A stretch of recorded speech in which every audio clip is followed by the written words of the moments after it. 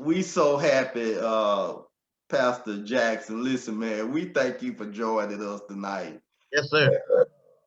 Uh, we know you got a lot going on, man. We just appreciate you taking the time to Yes, share sir. with us tonight with our Lambs ministry. My wife and I do this, and man, when I saw that you had gotten the church up in Center Point, I just had to bring you on to kind of talk about uh, that and talk about, you lost your church in a fire.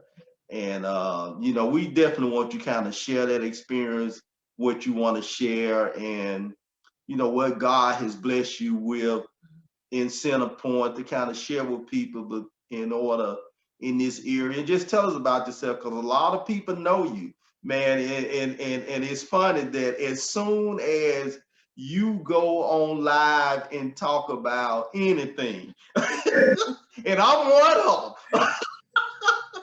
If our 100 of us jump off, we want to hear what you have to say. And so, we know a lot of people know you, but some of my followers may not know you. And so if you can just share a brief, tell us a little bit about yourself, and we'll get into what I want to discuss tonight.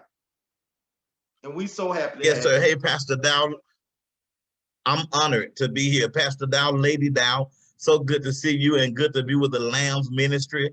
I'm grateful to God for being on the line with you. I've been running a lot, so I'm in Atlanta now doing a wedding. One of my ministers passed away, and her funeral is Saturday, so I got to run back home and eulogize her. But I tell you what, it's an exciting time at Greater Grace. This very same minister on Easter Sunday, our first Sunday in our new building, she was there. She didn't want to go home until she saw the vision come to pass.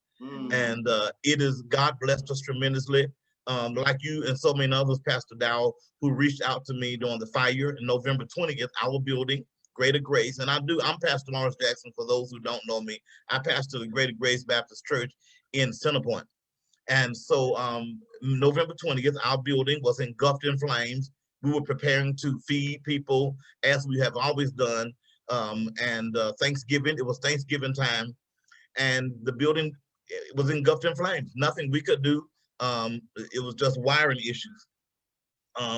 According to the fire inspectors, wiring issues in the ceiling that, we wouldn't have known. I thank God I wasn't there because I was there earlier that day. And I was really waiting on a member to come, but God told me to take the food to her. So that's what I did. Yeah. And I was preparing to do anyway. And if I had not, we may have been in that building. And when you see that building, no one would have escaped being inside that building. The fire was too intense. So I thank God for lives being spared. And so we had to make a decision, what we're going to do when we build back. And I want to share some stuff with those who are listening to me. So as I lead my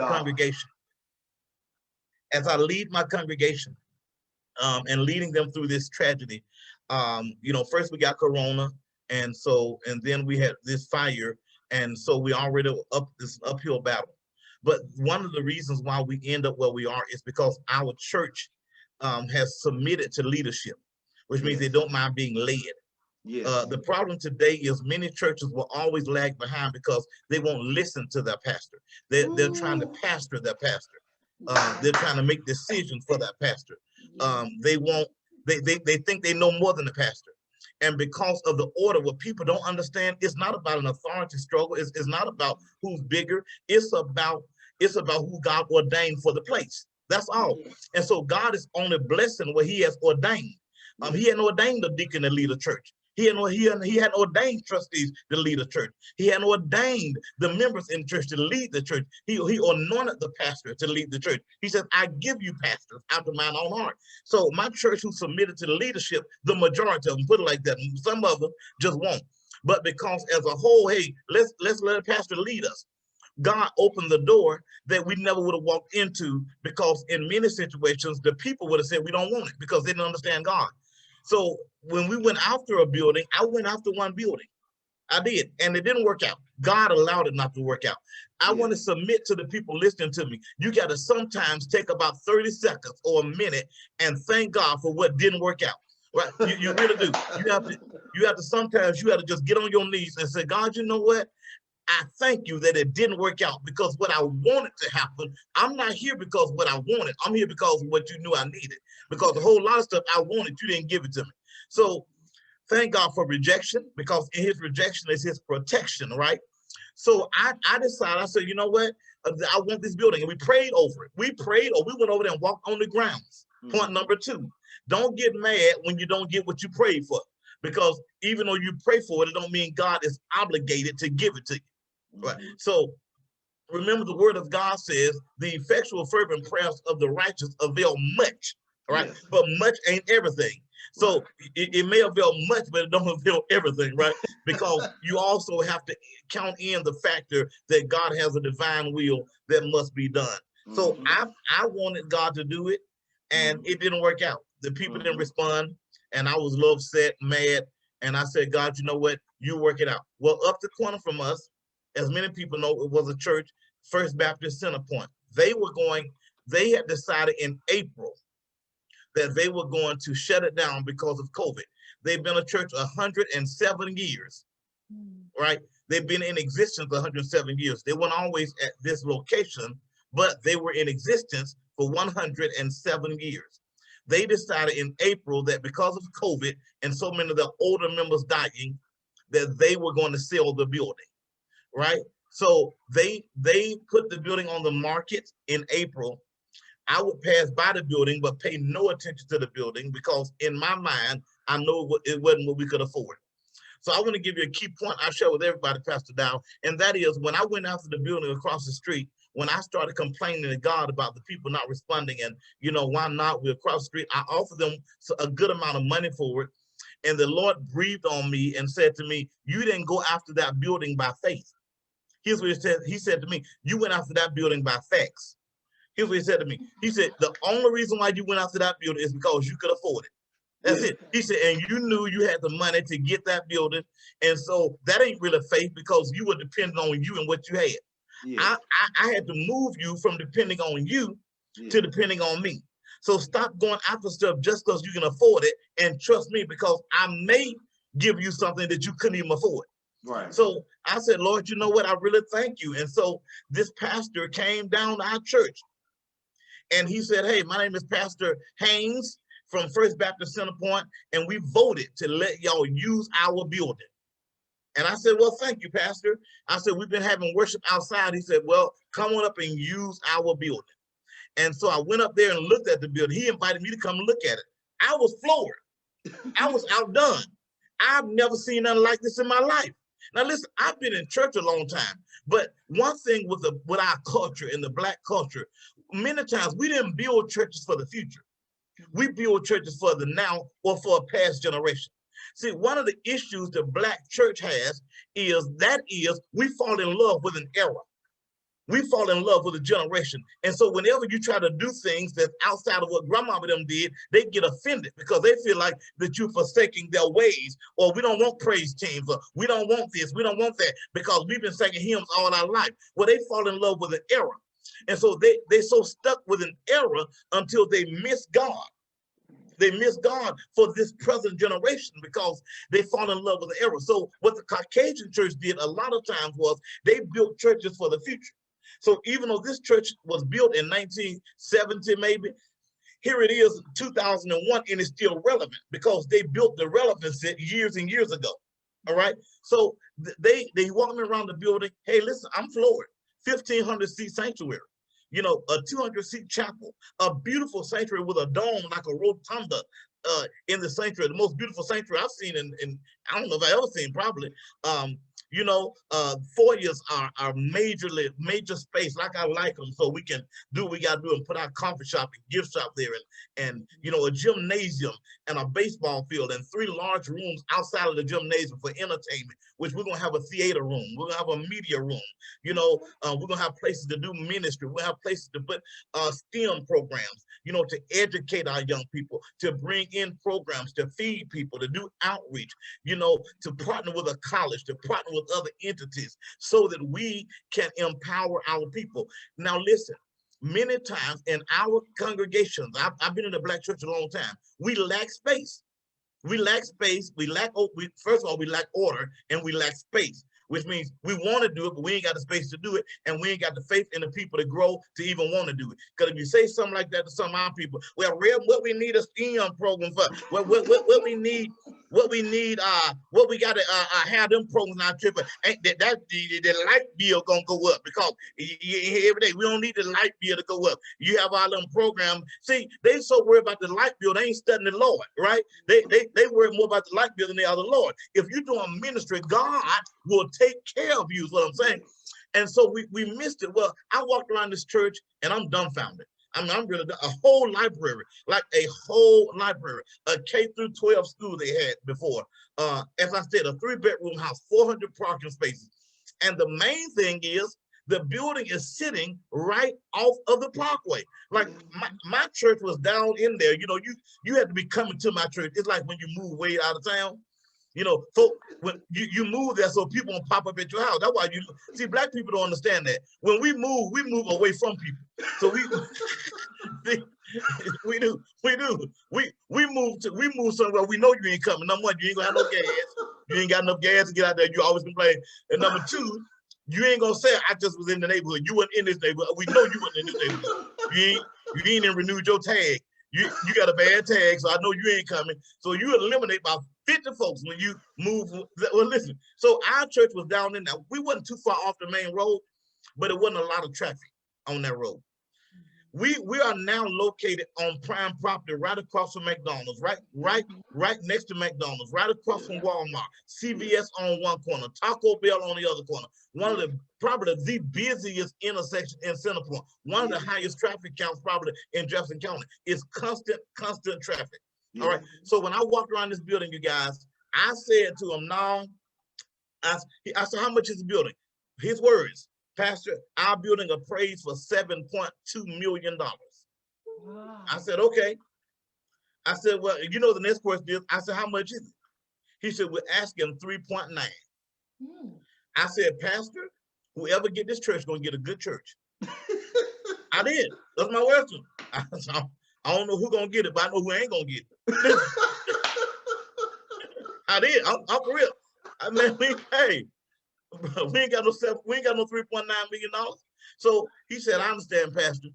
So he said, well, you know, it's for sale, but you using it ain't about you buying it. We just want you to have somewhere to go. All right. Now, how about a month later, maybe? Had to be about 30 days. We talked in between time, maybe. He said to me, Pastor, what about 2.5 million? What? That's God. Hey, I said to him, Pastor, that's a good deal, but I'd have to get a mortgage. And I said, with a building this size, I cannot get a mortgage and pay for this building. I said, I cannot. I said, because it'll be too much on the people I pastor. I don't want to get a mortgage and have the extra bills. I'd rather be in it with not want a thing on it. Right. So listen, what I offered the church down the street from us is 1.3 million. That's the number God gave me. I offered $1.3 million cash for the church, and the church down the street was nowhere near big as this one, but that's the number God gave me. And now I understand why. Even some of my guys at church, my deacon, like, Pastor, I offered him one. I said, no, God gave me this number, 1.3. I don't know why he gave it to me. Yeah. So I offered him 1.3, and the other church, you know, kind of turned down and said they wanted more, which is fine. They got that right. It's their building. Still sitting there, but it's their building. So, I said, okay, y'all, that didn't work out. Well, guess what? This pastor, one day after he said 2.5, I don't know how long it was. His realtor called me. Tommy Banks is his name. Y'all can check out this old story. It's thetruth.com. So Tommy Banks called me.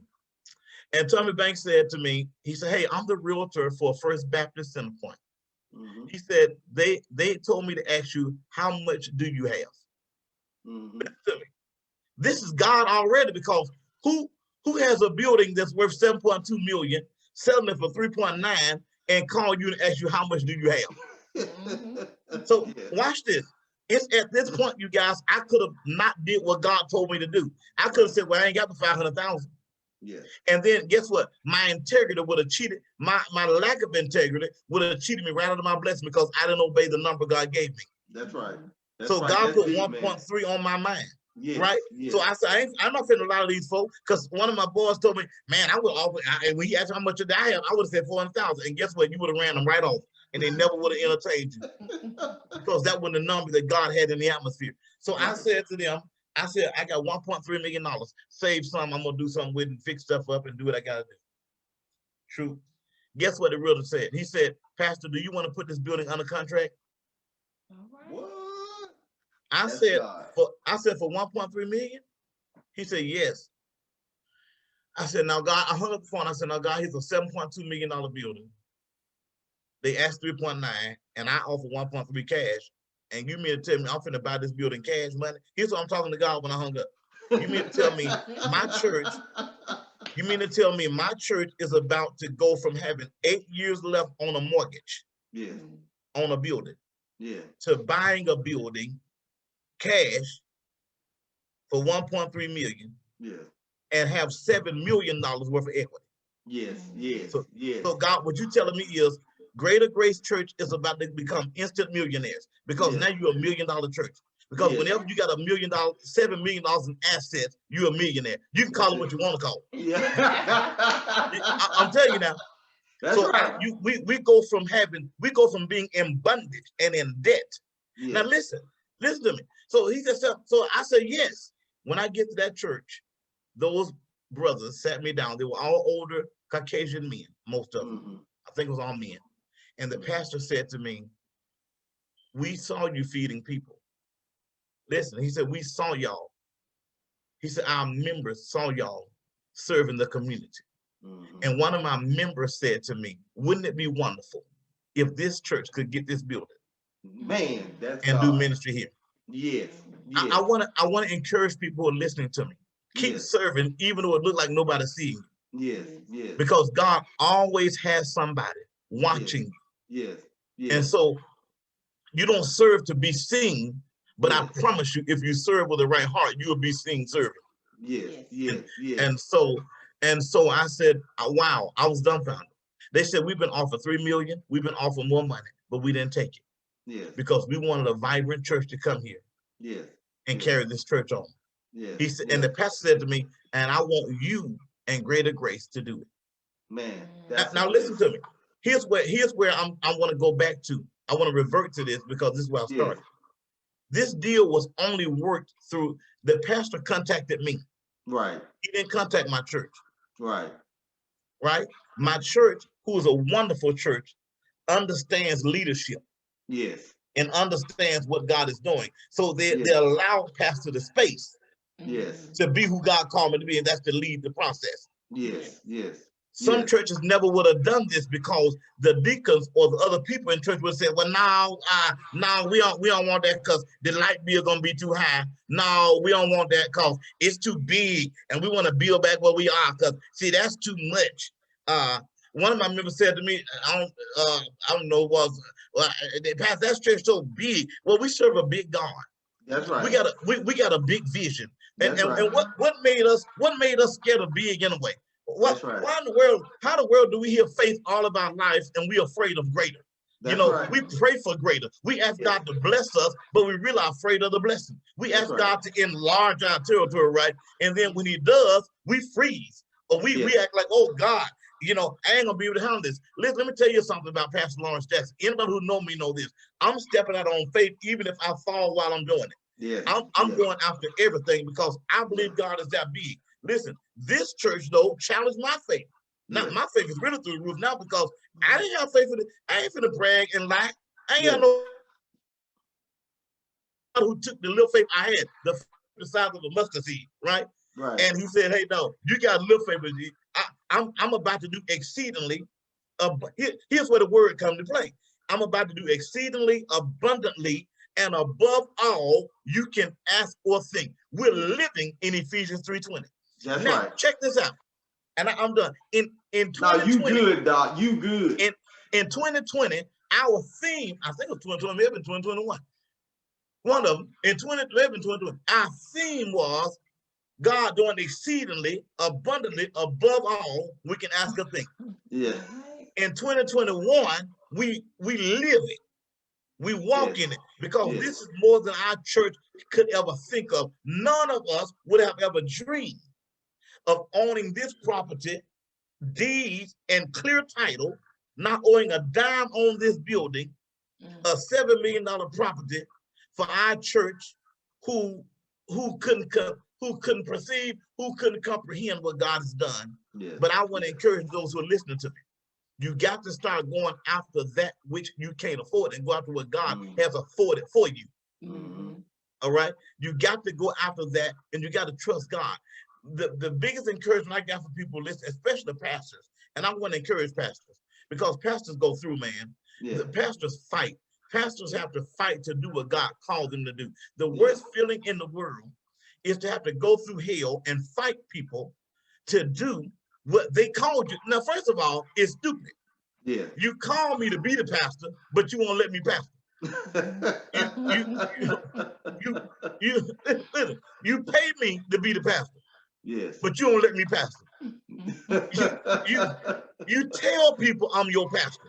Yes. You put my name on your church van. Yes. But you don't let me pastor. Yes. I think some of these churches need to get them pastor's name off them van and put them deacon's name on it, or put whoever the pastor is of that church on the van and on the marquee. Because if you're going to pastor, put your name on everything. No, I mean, listen, you do the weddings, you do the funerals, you go visit the sick, and you do everything a pastor do since you pastor.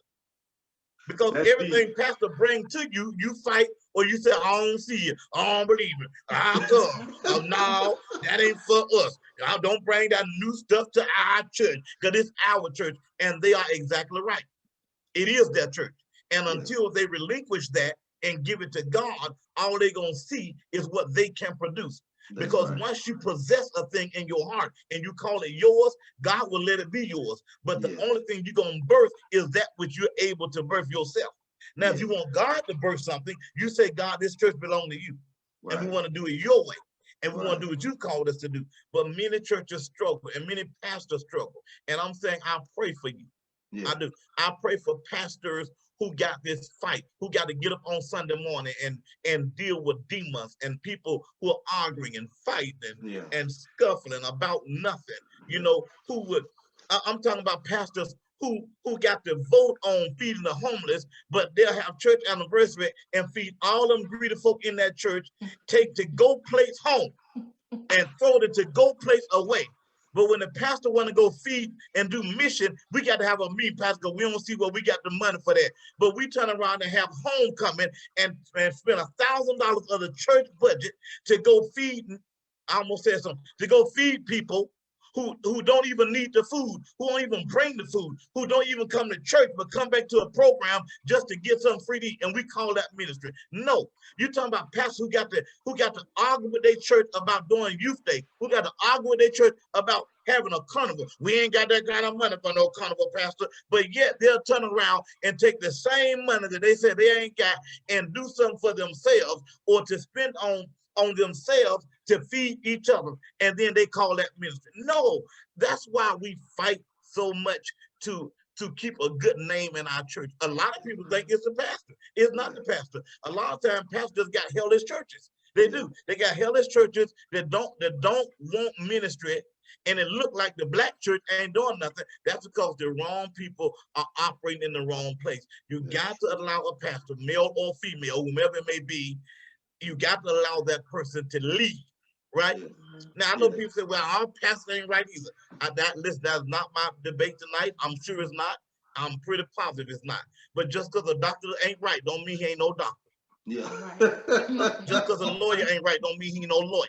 Right? Just because police officers ain't right don't mean they ain't police officers, right? That's right. And we still say, even though they ain't right, you need to respect the police because they still the police. Well, even your pastor, you let God deal with them, but don't mean he's still not the pastor. The pastor got to lead. That's right. Right. So the concept that we had about ministry and leadership has messed us up. The only way we hear is because somebody said, Pastor, lead us. And when we're pastor led, then we can walk into the divine ways of God. I want to say it has been a journey. Yeah. But I thank God for every step. Yeah, amen. And you know that's powerful because the amazing thing about that is that you know, we saw that church and we went online to look at the church. And I'm serious. We went online and looked on the inside, and I said to my wife, I said, you know what, Monica, Greater Grace has bought, man, we are so excited Wow. about what you're going to be doing in Center Point. We live in Center Point. We don't know how long we'll be living in Center Point, but hey, we're here. I know We, y'all finna get up out of that too much shooting, ain't y'all? you know, Hey, Monica said, Leon, we finna go. We're going to Maylene, baby. So you know, but as long as we're here, Center Point a good place. Yeah. it's a good place. We've enjoyed being, and we've been living here 22 years. We enjoy doing, and we want to help. And so I saw your flyer about starting the summer camp, and Yes, sir. so we want to uh, get the information out, do what we can to help with the summer camp. And so if you will hit on that a little bit, I know the flyers on Facebook, but we Yes, sir. want to put a shout out, give people knowledge of what you all are doing, and we're going to help and make sure that that information is out. If you email me a flyer, I'll print some out, and as I go around, I'll make sure that people know what's going on with you. Thank you so much. You know, we jumped right in. We're renovating our church. We're painting. They Yeah, left the church actually in real good shape, but I yeah, call it graceonizing it. You know, we're just graceonizing the church yeah. and making it our own. So Right. we're painting, we're fixing the gym because they hadn't been in the gym in a while. So we're redoing the floor in the gym, painting, sprucing up certain areas, and just kind of adding our touch to it to complete it. And so I said, y'all, listen, we need to do the summer camp. God is sending us people too. I mean, I invite people to come visit with us because we're looking for people who love ministry. You know, Yeah, I want to do STEM programs there in the areas in which our community yeah, failed in: science, yeah, technology, English, yeah, math. You know, yeah. that which is difficult to get our culture to grab hold on, but that's where the money is. You know, hour and a half away from us is Huntsville. Huntsville is a technology state. We need to be it's an engineering state. We need to be gearing our children toward that. So our summer camp, I'm looking for teachers, you know, those teachers who teach math, science, who come in and give us some time, maybe 30 minutes a week, you know, or, you know, an hour a week or so to come in so we can take our summer campers and teach them about technology, teach them about math, teach them about science. They come in and do projects. We got enough room we're going to build our own science lab so our kids can start doing vocational and science lab so we can pique that interest, right? Our summer camp will start June the 1st, okay? Okay. The summer camp is $85 a week for those that want to stay from 8 to 6. Okay, $85, you're gonna get a snack. They got gym time, they got theater time, they got study time, got learning time, nap time, everything they need. We got the baseball field there. Everything we need is right there on campus. Yeah, yeah, So they'll be able to learn soccer, they'll be able to learn a little media. We got people gonna be in talking to them about other issues, anger management. There's gonna be a session on anger management once a week, so we can talk to them about how to control their anger. yeah, Police officers, chiefs will come in and kind of chat with us, even with racism, what's going on with police brutality amongst us. We're gonna be talking about it, having opening sessions so we can hear what they gotta say, hear how they feel. We're going to talk to them about their school, partner with them, even after the camp is over, partner with them with their school so we can check on them while they're in their schools. They have somebody represent. We want this summer camp to be a mentorship that's ongoing. We'll yeah, start June 1st. yeah, Okay. We will end on, I think, July 31st, maybe. So, and for parents who are concerned about things happening, we got a policy in our summer camp. No joke. You got 2 times. One time, we're going to talk to you. You're disruptive and you out of order in such a way where you cannot be controlled. One time, we're going to talk to you and we're going to say, hey, we want you to get together. We're going to write it down and give it to your parent. They can sign it. That we talk to. Next time, you out. Let me tell yeah. you why. Because we were not going to let one kid or 2 kids interrupt the whole summer. Mm-hmm. For every kid that want to learn, there's a zero tolerance for disrespect in our Yeah, summer camp. yeah, So if you know your kids can't be controlled, I'm saying we don't even want your money. Keep them home because we're going to call you in the middle of the day and say, come get your kid and don't bring them back. We'll refund your money. Okay, but one thing we're not going to do, because that's what happened with our school systems. They put up with too much stuff from these kids because they're too concerned about money. Okay, they're concerned about the tax dollar and not the behavior of the kid. So now every kid got to suffer because they don't want to discipline them because they're afraid of losing the tax dollar. So they tell the teacher, just pass them, right? You got kids who don't even haven't logged on virtually all year. Guess what they said? Well, go on, pass them. Why? Because they're more concerned about their numbers and their tax dollars instead of saying, hey, if we lose every dime, yes, these kids are going to follow and respect leadership, and we're gonna respect them in return. So we got this policy in our church that's going to be implemented in our camp and in our Grace Academy when we open. We're not going to tolerate foolishness. We'll call you so fast and tell you to come get your kid. We're going to have orientation. Every a parent or representative must come to orientation. If you do not come to orientation, refund your registration fee, and you can't come to camp. Period. Yeah. You know why? Because you can't say you don't know. You go everywhere else you want to go. You stand at $200 line for some Jordans, right? You do everything you want to. Don't tell them you can't come to orientation and get somebody to come. If I was giving away something, you'll be there. No excuse. All right. Because we want you to know you must be involved in your kids. And we're not gonna be that hungry. Well, we're gonna sacrifice everybody because 2 or 3 kids want to act up. We're gonna call you real fast and say, come on, get them. I know people like, well, Pastor, what about grace? God gave us grace. He gonna give you grace at home. We're gonna give you, listen, you're not gonna give us grief and then we turn around and keep giving you grace. We still give you grace by letting you go home. We're giving you grace because we don't want nobody to fall out. So that's the grace we give you. Go home well, somebody can control you, but we got a camp we're trying to run, right? And we got to run it with kids and we entrust the parent. These parents want their kids to go somewhere where their kid ain't got to be bullied. Yes. All right. Yes. Now, when I said 2 times, I mean for minor offense 2 times. If you bully somebody or say something to somebody or anything like that, you out the first time. We ain't having it. Right. We ain't having it. You're not gonna mistreat other parents' kids. Yeah. And that's not just including our kids, that's including our workers. Right. If any of our workers mistreat these kids, you got to get out of here. Period. One thing in our church, we preach, we don't mistreat God's people, period. If you can't serve with me on nowhere on the staff when you mistreat people. Yeah. We hope, but we do want you to register your kids. It's gonna be a great time. Register your kids. Come have a great time. It's gonna be real good. Yes, man. Listen, man. We appreciate. We know you got a lot. We'll be praying for you with what you got going on, man. We thank you, man, for coming on and just sharing with us. Because I told my wife we gotta get Lauren Jackson on our show. Pastor Lauren, good friend. That we just connected, man, and I love your spirit. I love what you're doing. We want our vacation. You blessed us on our vacation, man. We'll never forget that.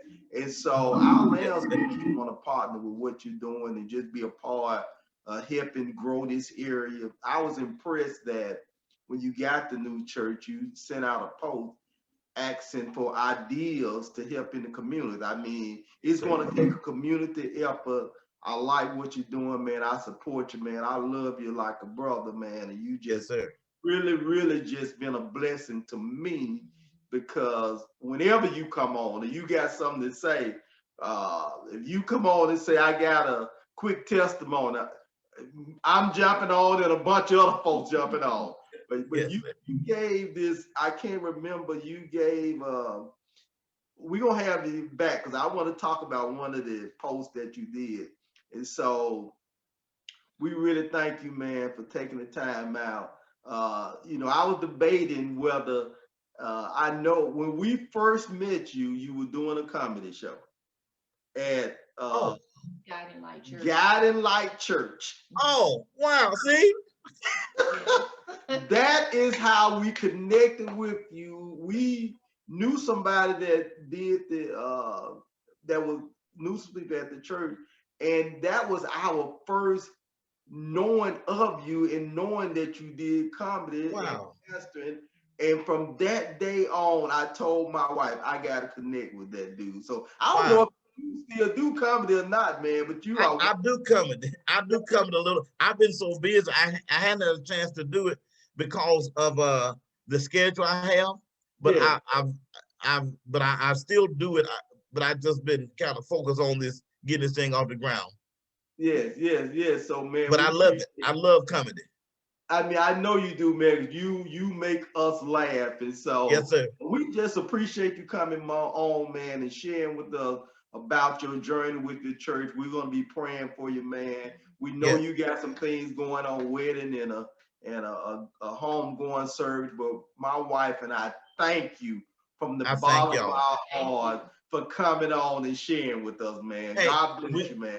we all gonna have to get together and go to dinner. My wife and you all, we have to get together Yes, and go to dinner and yes. just kind of fellowship some because I love you all so much. Love your company, and I think y'all are great people. So let's get together and fellowship. And let's come over there and preach a little bit. I want you to come holler. Hey, when you come to my church, I want you to holler old Baptist holler. Hey, I'm gonna try my best to do that, man. Hey, Okay. hey, God bless you, man. Be safe God coming bless back, you. man. Thank And y'all we for having me appreciate on. you, man. Yes, man. Thank you. God We bless you. appreciate God it. bless you, God lady. bless. Okay. God All bless right. Okay. Good night. you. God bless you.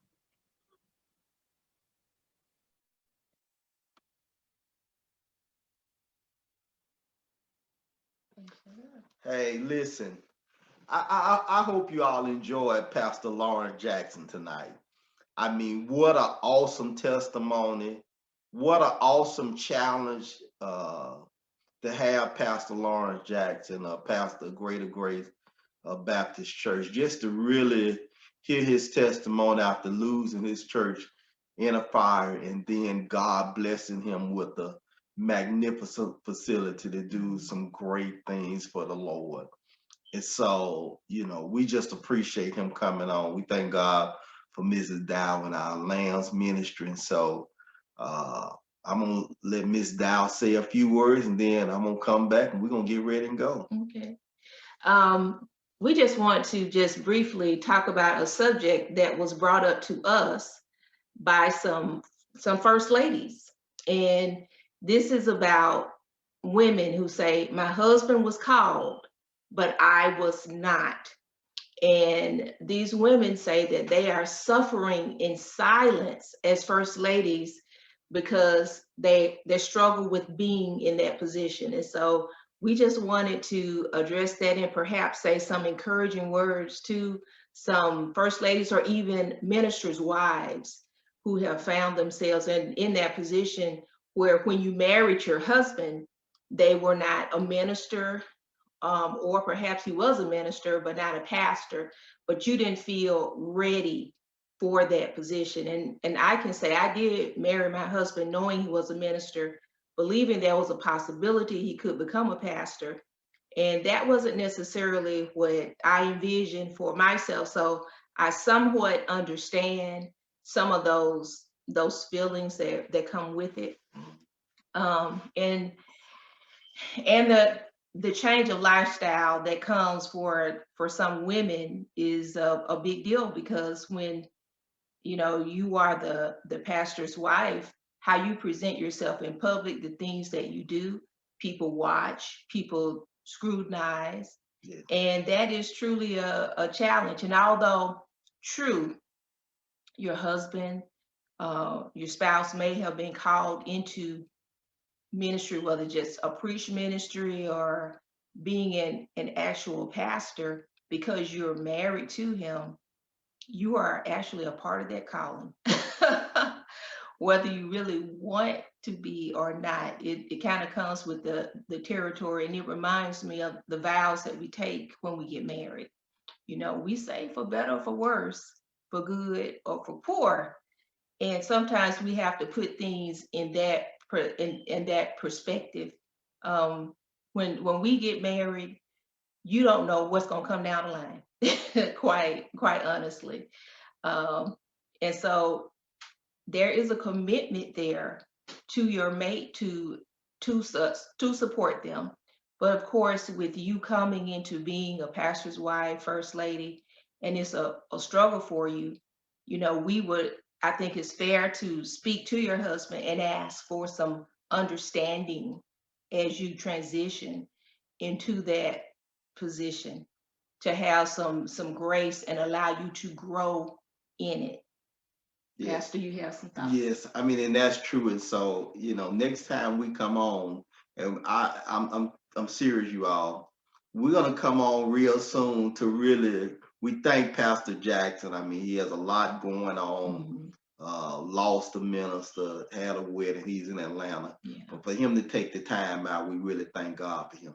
But I want you all to know that this subject that we just brought up, we want to just whet your appetite about it. And we may have some guests on, some women that want to come on and kind of share.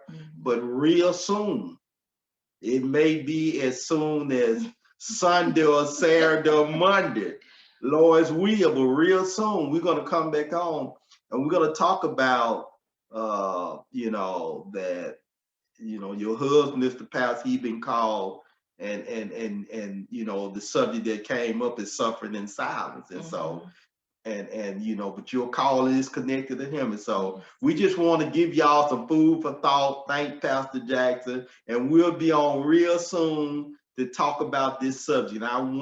I got a first lady in mind that I want to jump on. I'll ask her at work to see if she wants to come on to join in this conversation. But hey, we appreciate y'all sharing with our LAMBS ministry tonight. Been a while since we've been on. Next time we come on, we're going to have a giveaway.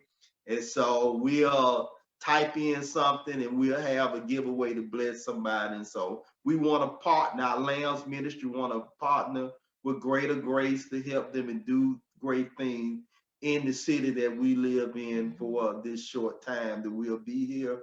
But we're going to make a difference while we're here. Hey, thank you all. We appreciate you all. Have a great night. Appreciate you all joining us. God bless you. Good night. Good night.